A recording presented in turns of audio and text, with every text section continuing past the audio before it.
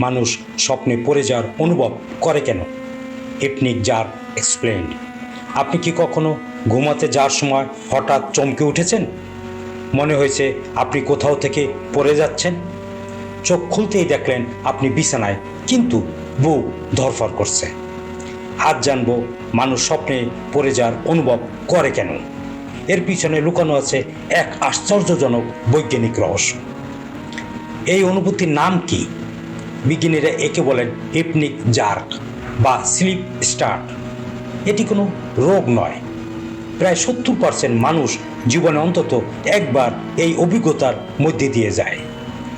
ঘুমের সময় শরীরে কি হয়?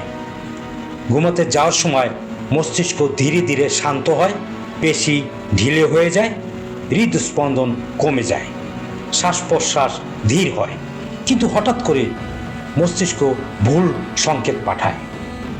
মস্তিষ্ক কেন ভাবে আপনি পড়ে যাচ্ছেন? বিজ্ঞানীদের মতে যখন শরীর দ্রুত শিথিল হয়, মস্তিষ্ক ভাবে আপনি হয়তো উঁচু জায়গা থেকে পড়ে যাচ্ছেন। তখনই মস্তিষ্ক শরীরকে জোরে চমকে তুলে বাঁচানোর চেষ্টা করে। এই চমকই হলো স্বপ্নে পড়ে যাওয়ার অনুভব। এই অনুভূতি বেশি হয় কখন? ইপনিক জার্ক বেশি দেখা যায় তখন যখন আপনি খুব বেশি চিন্তায় থাকেন, ক্যাফেইন বেশি খান, ঘুম কম হয়, অতিরিক্ত মোবাইল ব্যবহার করেন, অনিয়মিত ঘুমের অভ্যাস থাকে। এটা কি বিপজ্জনক? না, এটা সাধারণত ক্ষতিকর নয়। কিন্তু যদি প্রতিদিন হয়, ঘুম ভেঙে যায়, ভয় বা প্যানিক বাড়ে, তাহলে ডাক্তারের পরামর্শ দরকার। কিভাবে কমাবেন?